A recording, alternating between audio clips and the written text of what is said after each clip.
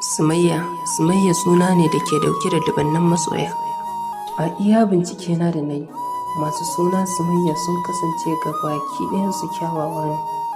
Ba wai iya kyawu ne kaɗai ba, har da ma kyawawan halaye da ɗabi'u na gari.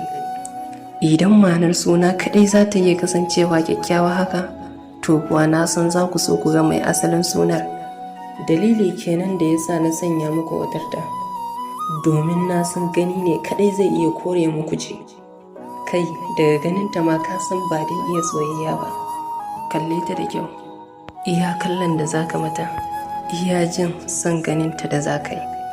Kallon abu mai kyau baya gundurar ido. Ji kake cikakken dan soyayya ne kai. Har idan baka yi soyayya da Sumayya ba, to kuwa ni na bar maka ansar, yaushe ne za ka fara soyayya.